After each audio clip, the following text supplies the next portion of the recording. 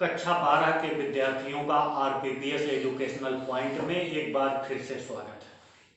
आज आप लोग एक नया अध्याय पढ़ेंगे, वैद्युत रसायन यानी इलेक्ट्रोकेमिस्ट्री। आज वैद्युत रसायन के बारे में हम कुछ पढ़ेंगे। सबसे पहले ये जान लें कि वैद्युत रसायन क्या है। जिस प्रकार आपने पहले पढ़ा था, रसायन विज्ञान की तमाम शाखाएं होती हैं, कार्बनिक रसायन, अकार्बनिक रसायन, भौतिक रसायन, चिकित्सा रसायन, औषधीय रसायन, कृषि रसायन। उसी तरह वैद्युत रसायन भी रसायन विज्ञान की एक शाखा है। वैद्युत रसायन रसायन विज्ञान की वह शाखा है जिसमें रासायनिक ऊर्जा तथा वैद्युत ऊर्जा का एक दूसरे में परिवर्तन संबंधी अध्ययन किया जाता है। अर्थात वैद्युत रसायन रसायन विज्ञान की वह शाखा है जिसमें रासायनिक ऊर्जा और वैद्युत ऊर्जा का एक दूसरे में परिवर्तन संबंधी अध्ययन किया जाता है। तो आप समझ गए होंगे वैद्युत रसायन क्या है। यह रसायन विज्ञान की एक शाखा है जिसमें हम रासायनिक ऊर्जा को वैद्युत ऊर्जा में बदलने या वैद्युत ऊर्जा को रासायनिक ऊर्जा में बदलने संबंधी नियमों का अध्ययन करते हैं। अब इसके लिए हम जान लें कि विद्युत ऊर्जा को रासायनिक ऊर्जा में किस अभिक्रिया द्वारा या कैसे बदला जाता है, या रासायनिक ऊर्जा को वैद्युत ऊर्जा में कैसे बदला जाता है। तो इसके लिए आप पिछली कक्षाओं में ऑक्सीकरण और अपचयन पढ़े होंगे। ऑक्सीकरण, ऑक्सीडेशन। ऑक्सीकरण का मतलब होता है इलेक्ट्रॉन त्यागना। यदि कोई पदार्थ किसी अभिक्रिया में इलेक्ट्रॉन त्यागता है तो वह अभिक्रिया ऑक्सीकरण अभिक्रिया कहलाती है। ऐसी अभिक्रिया जिसमें कोई पदार्थ या परमाणु इलेक्ट्रॉन त्यागता है या आयन, कुछ भी कर सकते हैं, तो जब इलेक्ट्रॉन त्यागता है तो वो अभिक्रिया ऑक्सीकरण अभिक्रिया कहलाती है। आपने पिछली कक्षा में पढ़ा होगा ऑक्सीकरण संख्या के आधार पर ऑक्सीकरण की परिभाषा। यदि किसी अभिक्रिया में किसी परमाणु की ऑक्सीकरण संख्या बढ़ जाती है तो उसे हम ऑक्सीकरण कहते हैं। ऑक्सीकरण का मतलब इलेक्ट्रॉन त्यागने की प्रक्रिया। इलेक्ट्रॉन त्यागने की प्रक्रिया, इलेक्ट्रॉन त्यागने की प्रक्रिया बराबर ऑक्सीकरण। जैसे ये देखिए जिंक है, अगर ये इलेक्ट्रॉन त्याग दे, मान लेते हैं इसने 2 इलेक्ट्रॉन त्याग दिया, यहां देखिए 2 इलेक्ट्रॉन इसने त्यागा है, तो ये अभिक्रिया है ऑक्सीकरण अभिक्रिया। क्यों ऑक्सीकरण है? क्योंकि इसने इलेक्ट्रॉन त्यागा, 2 इलेक्ट्रॉन जिंक परमाणु में से निकल गए। और दूसरी अभिक्रिया होती है अपचयन अभिक्रिया। अपचयन का मतलब यदि किसी अभिक्रिया में कोई पदार्थ इलेक्ट्रॉन ग्रहण करता है तो वो अभिक्रिया अपचयन अभिक्रिया कहलाती है। या किसी अभिक्रिया में यदि किसी परमाणु की ऑक्सीकरण संख्या कम हो जाती है तो वह अभिक्रिया अपचयन अभिक्रिया कहलाती है। यानी ऑक्सीकरण का उल्टा अपचयन। अपचयन में इलेक्ट्रॉन ग्रहण किया जाएगा। अब जैसे मान लेते हैं ये Cu डबल पॉजिटिव आयन, ये इलेक्ट्रॉन ग्रहण कर ले। यहां देखिए 2 इलेक्ट्रॉन ये ग्रहण कर रहा है, ग्रहण करके बना लेगा ये, यहां देखिए ठोस अवस्था में हो गया। तो ये अभिक्रिया है अपचयन अभिक्रिया। तो आप जान गए होंगे ऑक्सीकरण और अपचयन। ऑक्सीकरण का मतलब इलेक्ट्रॉन त्याग करने की प्रक्रिया, अपचयन का मतलब इलेक्ट्रॉन ग्रहण करने की प्रक्रिया। जब इलेक्ट्रॉन ग्रहण किया जाएगा तो अपचयन होगा, और जब इलेक्ट्रॉन त्यागा जाएगा तो ऑक्सीकरण होगा। अब ऑक्सीकरण और अपचयन ये दोनों अभिक्रियाएं साथ साथ होती हैं, यानी अकेली ना तो ऑक्सीकरण हो सकती है ना अपचयन हो सकता है। अकेले ना तो ऑक्सीकरण की अभिक्रिया हो सकती है ना ही अपचयन की अभिक्रिया हो सकती है। तो जब ये दोनों अभिक्रियाएं साथ साथ होती हैं तो इस अभिक्रिया को रेडॉक्स अभिक्रिया कहते हैं या ऑक्सीकरण अपचयन अभिक्रिया कहते हैं। यानी ऐसी अभिक्रिया जिसमें ऑक्सीकरण और अपचयन दोनों अभिक्रियाएं साथ साथ होती हैं उन्हें रेडॉक्स अभिक्रिया कहते हैं या फिर ऑक्सीकरण अपचयन अभिक्रिया कहते हैं। और यही रेडॉक्स अभिक्रियाएं वैद्युत रसायन के लिए जिम्मेदार होती हैं। इन्हीं रेडॉक्स अभिक्रियाओं द्वारा यानी इलेक्ट्रॉन त्यागने और ग्रहण करने की क्रिया में ही विद्युत का प्रवाह सुनिश्चित होता है या विद्युत धारा विद्युत ऊर्जा रासायनिक ऊर्जा में बदलती है या फिर रासायनिक ऊर्जा विद्युत ऊर्जा में बदलती है। तो अगर इन दोनों अभिक्रियाओं को हम एक साथ लिखें तो ये ऐसे हो जाएगी। यहां पर देखिए ये कॉपर आयन है प्लस Zn, यानी कॉपर सल्फेट का मान लेते हैं जलीय विलयन है और उसमें हम जिंक की छड़ डाल रहे हैं। जब डालेंगे तो ये बना लेगा कॉपर देखिए मुक्त हो गया और Zn डबल पॉजिटिव। ये देखिए ये अभिक्रिया है रेडॉक्स अभिक्रिया। क्यों रेडॉक्स अभिक्रिया है?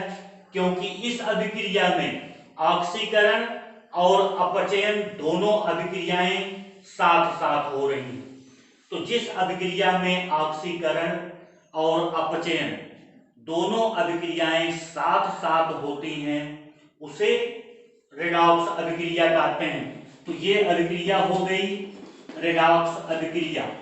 अब इसी में आता है ऑक्सीकारक और अपचायक, यानी एक किसी पदार्थ का ऑक्सीकरण होता है किसी पदार्थ का अपचयन होता है। रेडॉक्स अभिक्रिया में एक पदार्थ का ऑक्सीकरण होगा तो दूसरे पदार्थ का अपचयन होगा। तो जिस पदार्थ का ऑक्सीकरण होगा उसे हम अपचायक यानी रिड्यूसिंग एजेंट कहेंगे और जिस पदार्थ का अपचयन होगा उसे जिस पदार्थ का ऑक्सीकरण होगा उसे हम अपचायक कहेंगे और जिस पदार्थ का ऑक्सीकरण होगा उसे अपचायक कहेंगे और जिस पदार्थ का अपचयन होगा उसे ऑक्सीकारक कहेंगे। अब देखिए यहां कॉपर ने 2 इलेक्ट्रॉन ग्रहण किया इसका मतलब अपचयन इसका हुआ तो ये है ऑक्सीकारक। कॉपर को हम कहेंगे ऑक्सीकारक। क्यों ऑक्सीकारक कहेंगे? क्योंकि कॉपर ने इलेक्ट्रॉन को ग्रहण किया इसका मतलब कॉपर का अपचयन हुआ। यहां जिंक देखिए जिंक ने इलेक्ट्रॉन त्यागने के कारण इसका अपचयन हुआ ऑक्सीकरण हुआ।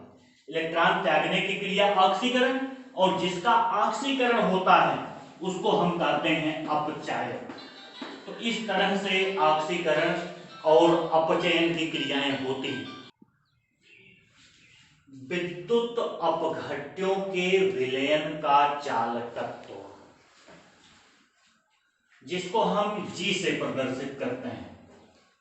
विद्युत अपघट्यों के विलयनों का चालकत्व यानी कंडक्टेंस, इसे हम प्रदर्शित करते हैं G से। सबसे पहले हम ये जान ले वैद्युत अपघट्य क्या है। ऐसे पदार्थ जो जल में घोलने पर या विलायक में घोलने पर धन और ऋण आयनों में विभक्त हो जाते हैं, यानी वे पदार्थ जो विलयन में आयनित हो जाते हैं उन्हें वैद्युत अपघट्य कहते हैं। और वही आयन विद्युत धारा के संचलन के लिए जिम्मेदार होते हैं। आप लोग फिजिक्स में इलेक्ट्रॉनिक चालक पढ़े होंगे, वहां पर चालन के लिए मुक्त इलेक्ट्रॉन जिम्मेदार होते हैं। वहां पर चालन की क्रिया, जैसे धात्विक चालक जो होते हैं या इलेक्ट्रॉनिक चालक होते हैं, उनमें चालन की क्रिया के लिए जिम्मेदार मुक्त इलेक्ट्रॉन होते हैं। लेकिन वैद्युत अपघट्य के विलयन या गलित अवस्था में विद्युत चालन का गुण होता है, और ये गुण इन्हीं मुक्त आयनों के कारण होता है। जैसे NaCl ठोस अवस्था में हो, ठोस NaCl हो, तो उसमें विद्युत धारा का संचालन नहीं हो सकता। क्यों नहीं होगा? क्योंकि उसमें Na पॉजिटिव और Cl नेगेटिव दोनों आयन परस्पर प्रबल स्थिर विद्युत बलों द्वारा बंधे हुए हैं। लेकिन यदि यही गलित अवस्था में हो, इसको हम पिघला दें, तब विद्युत धारा प्रवाहित करेंगे, तो ये विद्युत का अच्छा चालक होगा। क्यों अच्छा चालक होगा? क्योंकि गलित अवस्था में Na पॉजिटिव और Cl नेगेटिव आयनों के बीच जो प्रबल स्थिर विद्युत बल होता है वो दुर्बल हो जाता है और ये आयन मुक्त हो जाते हैं। या फिर विलयन में इसको जल में घोल दें, तो ये Na पॉजिटिव और Cl नेगेटिव आयनों में वियोजित हो जाएगा, टूट जाएगा, और इसमें विद्युत धारा का प्रवाह होगा। तो वैद्युत अपघट्य के विलयन, वैद्युत अपघट्य के विलयन का मतलब ऐसा विलयन जिसमें कोई वैद्युत अपघट्य पदार्थ यानी लवण, अम्ल या क्षार घुला हो। वैद्युत अपघट्य का मतलब लवण, अम्ल या क्षार। तो जिस विलयन में ये पदार्थ घुले होंगे वो वैद्युत अपघट्य का विलयन कहलाएगा। और वैद्युत अपघट्य के विलयन भी ओम के नियम का पालन करते हैं। आपने पिछली कक्षा में ओम का नियम पढ़ा होगा। ओम का नियम, ओम का नियम क्या कहता है? V = I × R। ओम का नियम V = I R, जहां V विभव है या विभवांतर, I धारा है और R प्रतिरोध है। तो ये ओम के नियम का पालन इलेक्ट्रॉनिक चालक तो करते ही हैं, साथ में वैद्युत अपघट्य के विलयन भी ओम के नियम का पालन करते हैं। जहां R क्या है? R बराबर है प्रतिरोध। R को हम चालक का प्रतिरोध कहते हैं। अब इसी प्रतिरोध का व्युत्क्रम, प्रतिरोध का मात्रक आपने पढ़ा होगा ओम है। प्रतिरोध का मात्रक होता है ओम, ये ओमेगा है जिसको हम ओम पढ़ते हैं। अब हम बात करते हैं चालकत्व की। तो चालकत्व प्रतिरोध के व्युत्क्रम को चालकत्व कहते हैं।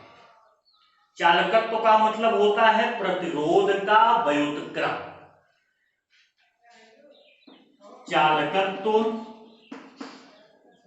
अगर परिभाषा देना चाहें तो किसी वैद्युत अपघट्य के विलयन के प्रतिरोध के व्युत्क्रम को चालकत्व कहते हैं। प्रतिरोध के व्युत्क्रम को चालकत्व कहते हैं। अब मान लीजिए आपका प्रतिरोध R है, तो चालकत्व G बराबर क्या हो जाएगा? 1/R। G बराबर 1/R। ये है चालकत्व। मात्रक अगर आपसे पूछा जाए तो क्या हो जाएगा? Ohm inverse. ओम इनवर्स, या ऐसे भी हम लिख सकते हैं ओम इनवर्स, या MHO, या MHO। ओम का उल्टा, प्रतिरोध का मात्रक ओम होता है, OHM। यहां देखिए महो, तो या तो हम प्रति ओम कहें या ऐसे कहें ओम इनवर्स या महो या सीमेंस। तो आप इसके मात्रक याद रखेंगे, चालकत्व का मात्रक या तो ओम इनवर्स या महो या सीमेंस, जिसको हम कैपिटल एस से प्रदर्शित करते हैं, ये चालकत्व का मात्रक है। विशिष्ट प्रतिरोध या प्रतिरोधकता, अभी हमने प्रतिरोध पढ़ा, अब हम पढ़ेंगे विशिष्ट प्रतिरोध। किसी समान चालक का प्रतिरोध R, उसकी लंबाई L के अनुक्रमानुपाती तथा उसके अनुप्रस्थ परिच्छेद के क्षेत्रफल A के व्युत्क्रमानुपाती होता है। ये आपने पहले पढ़ा होगा। यानी प्रतिरोध R प्रोपोर्शनल L, L का मतलब चालक की लंबाई के अनुक्रमानुपाती तथा चालक के अनुप्रस्थ परिच्छेद के क्षेत्रफल A के व्युत्क्रमानुपाती होता है। R proportional L by A। अब हम प्रोपोर्शनल को खत्म करें तो एक नियतांक आएगा, R equal to rho L by A। यहां देखिए रो इक्वल टू विशिष्ट प्रतिरोध, इसी रो को हम कहते हैं विशिष्ट प्रतिरोध या प्रतिरोधकता। विशिष्ट प्रतिरोध या प्रतिरोधकता, L चालक की लंबाई, A चालक के अनुप्रस्थ परिच्छेद का क्षेत्रफल और R प्रतिरोध। तो इसी रो को हम कहते हैं विशिष्ट प्रतिरोध या प्रतिरोधकता। तो अगर हम रो की परिभाषा देना चाहें, परिभाषा देने के लिए हम मान लेते हैं, माना L equal to 1 centimetre, L बराबर हम मान लें 1 सेंटीमीटर तथा A equal to 1 centimetre square. L का मान 1 सेंटीमीटर हो और A का मान 1 सेंटीमीटर स्क्वायर हो। हम सेंटीमीटर इसलिए ले रहे हैं क्योंकि ये इलेक्ट्रॉनिक चालक नहीं है बल्कि वैद्युत अपघटनी चालक है। तो वो जो पात्र होगा जिसमें ये क्रिया करवाई जाएगी वो मीटर में नहीं करवाई जा सकती क्योंकि उसका आयतन बहुत बड़ा हो जाएगा, इसीलिए सेंटीमीटर लिया जा रहा है। जब हम L बराबर 1 सेंटीमीटर लिए, A बराबर 1 सेंटीमीटर स्क्वायर लिए, तो यहाँ पे आप देख सकते हैं रो इक्वल टू हो जाएगा R, रो इक्वल टू R, ये 1/1 का मान 1 ही होगा, तो रो बराबर हो जाएगा R।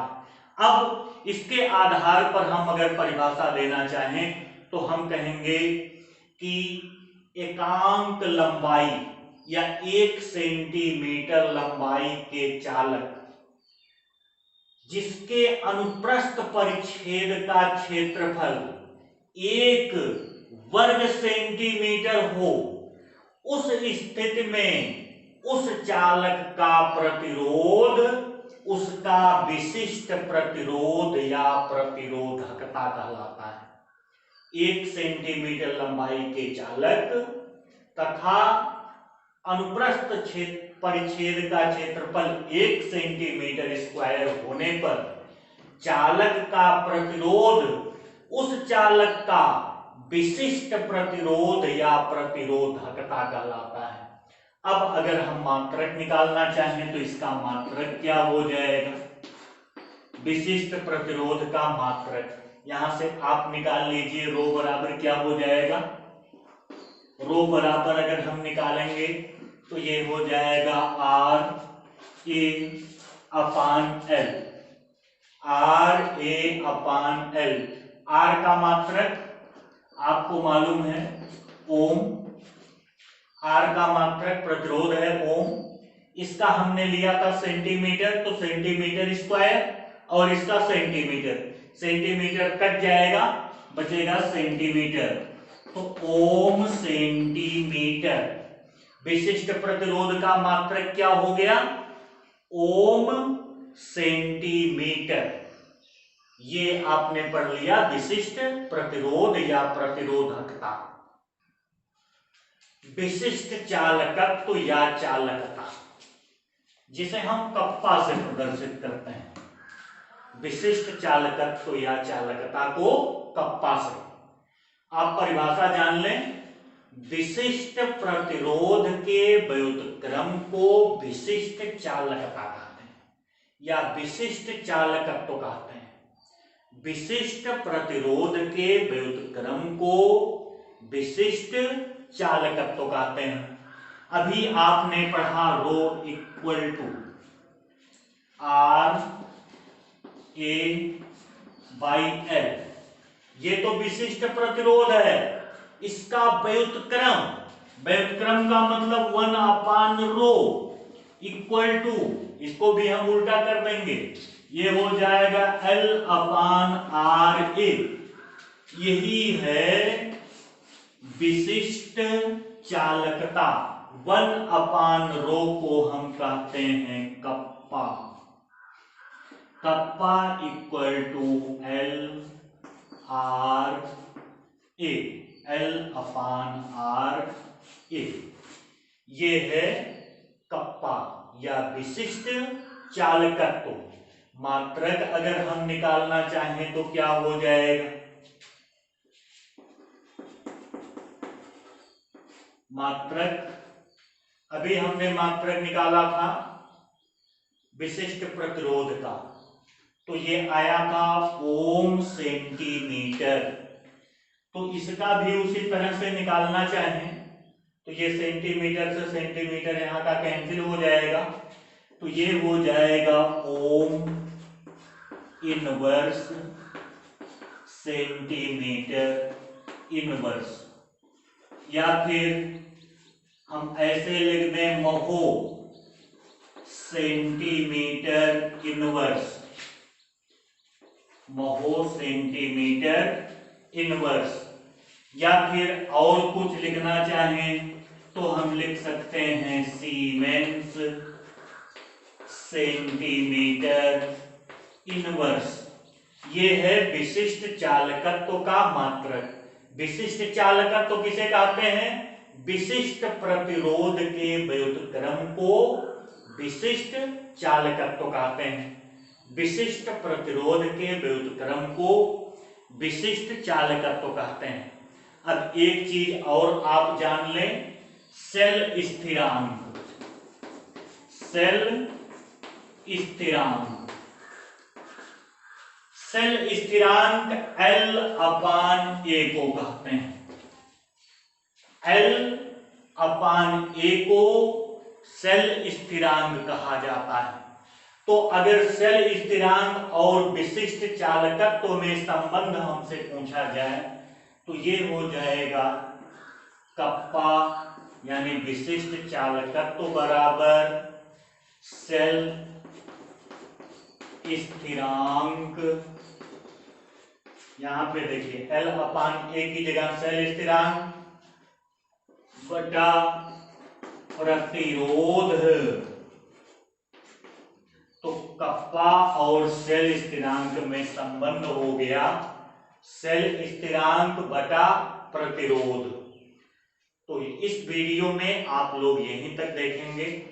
कल इस पे कुछ आंगिक प्रश्न आपको अगली वीडियो में बताए जाएंगे।